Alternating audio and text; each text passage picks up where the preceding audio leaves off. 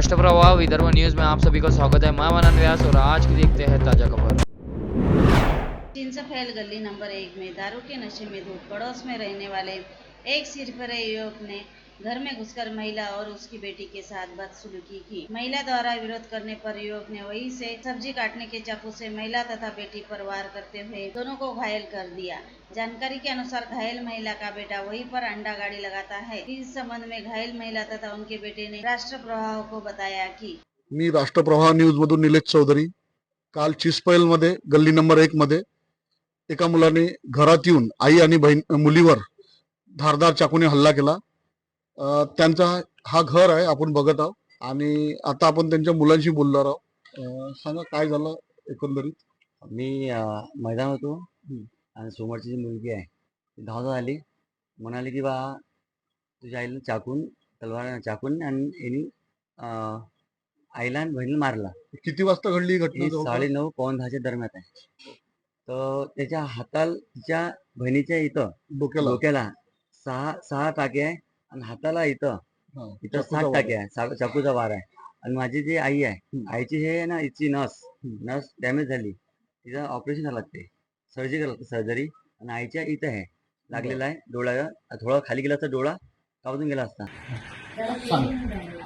आम्ही तिघी नाश्ता करत होतो, तो आला एकदम धडधड आला, मी कसा रे म्हटलं का म्हणून या घरी, तर तो ऐकत नव्हता, तो लोटलाट केलं, छेडछाड केलं, तर चाकू घेतले, आमच्या पोरीवर वार केला, पोरीला छेडछाड केलं, लहान मुलगी तिला हे केलं। चाकू तुम्हाला कुठे लागला?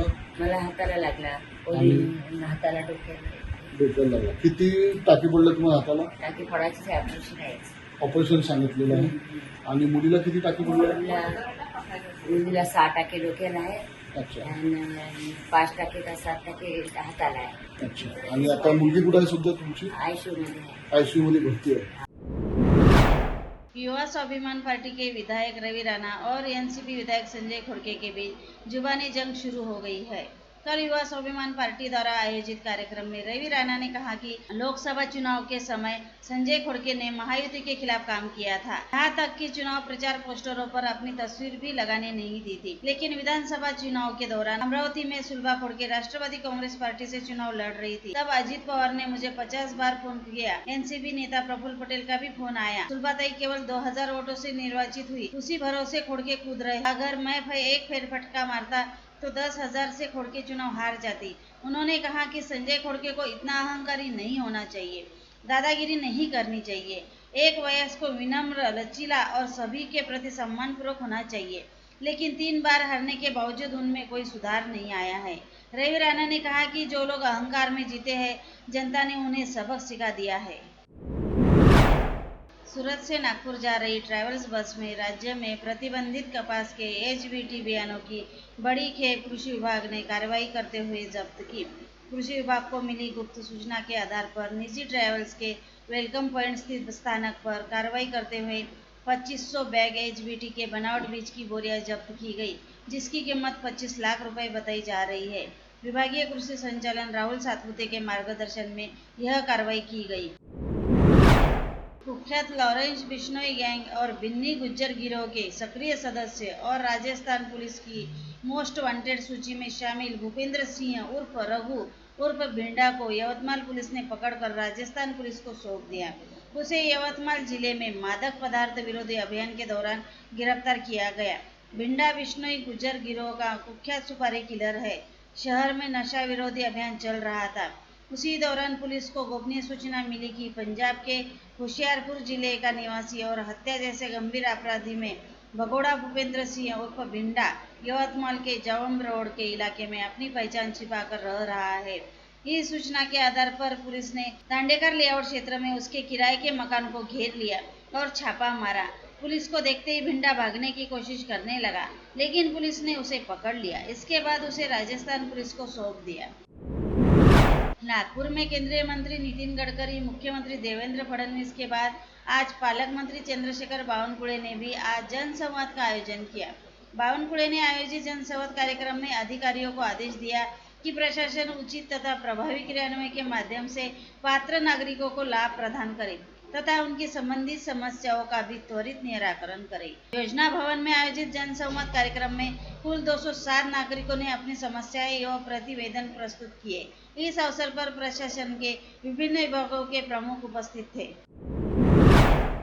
राजमाता पुण्यश्लोक अहिल्या देवी होळकर की त्रिशताब्दी जयंती कल स्थानीय विद्युत नगर पुण्यश्लोक अहिल्या देवी होळकर चौक पर शोध प्रतिष्ठान अमरावती तथा राष्ट्रवादी कांग्रेस पार्टी द्वारा बड़े उत्साह के साथ मनाई गई।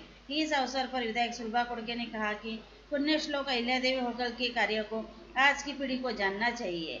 इस अवसर पर राकापा के प्रदेश महासचिव व महाराष्ट्र विधान परिषद सदस्य संजय खोड़के, वरिष्ठ समाजसेवी बलिरामजी घुरडे, अहिल्या महिला परिषद अध्यक्ष जयश्रीताई शाहकार, सचिव योगिताताई गोहत्रे, राकापा शहराध्यक्ष व पूर्व नगरसेवक प्रशांत डवरे, राकापा बीजेएनटी सेल प्रमुख अविनाश बोबड़े, पीडीएमसी के वैद्यकीय अधीक्षक डॉक्टर पवन टेकाड़े व अन्य गणमान्य उपस्थित थे।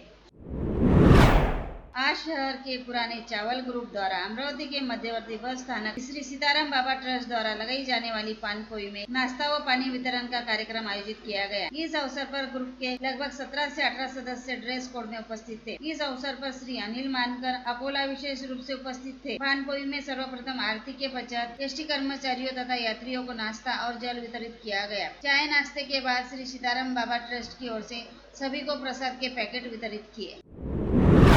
विदर्भ की पंडरी कही जाने वाली देवी रुक्मिणी की पालकी देवी रुक्मिणी के निवास स्थान कौंडन्यपुर से पंढरपुर के लिए रवाना हुई। श्री विठ्ठल रुक्मिणी संस्थान की ओर से हर वर्ष आषाढ़ी के अवसर पर पैदल पालकी महोत्सव का आयोजन किया जाता है। तदनुसार यह दिंडी पालकी पंढरपुर के लिए रवाना हुई।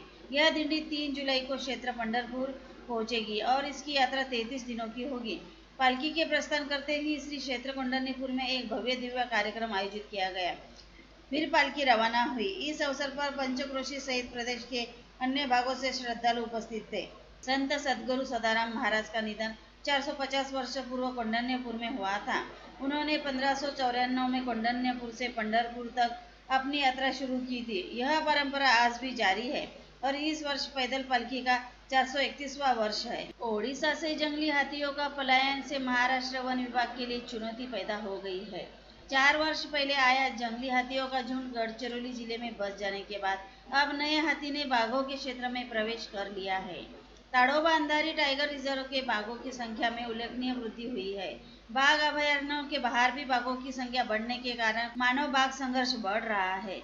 विभाग को इस संघर्ष को प्रतिबंधित करने की कठिनाई हो रही थी, वही हाथियों के प्रवेश से अब एक नई चुनौती वन विभाग के सामने खड़ी हो गई है। दिलचस्प बात यह है कि हाथी पिछले 3 दिनों से ताड़ोबा अंधारी टाइगर रिजर्व के कोर और बफर क्षेत्र में घूम रहे हैं। आशंका यह भी जताई जा रही है कि भले ही टाइगर प्रोजेक्ट की टीम उन पर नजर रख रही है, लेकिन मानव बाघ संघर्ष जैसी स्थिति न पैदा हो जाए। भंडारा के साकोली में कल अजीब हादसे में 2 लोगों की मौत हो गई। जानकारी के अनुसार ऑटो ने बाइक को जोरदार टक्कर मार दी, इससे दोनों हाईवे पर गिर गए। उन दोनों को एक डस्टर कार ने जोरदार टक्कर मार दी। इस दुर्घटना में 2 लोगों की मौके पर ही मौत हो गई। पुलिस ने ऑटो चालक के खिलाफ मामला दर्ज कर लिया है। मृतक यादवराव गोपालराव वाघारे और जितेंद्र रविंद्र उपराड़े गोंदिया जिले के आमगांव तहसील से रोजगार की तलाश में मोटरसाइकिल पर नागपुर की ओर जा रहे थे। और लेटेस्ट न्यूज देखने के लिए राष्ट्रप्रवाह चैनल को लाइक और सब्सक्राइब कीजिए।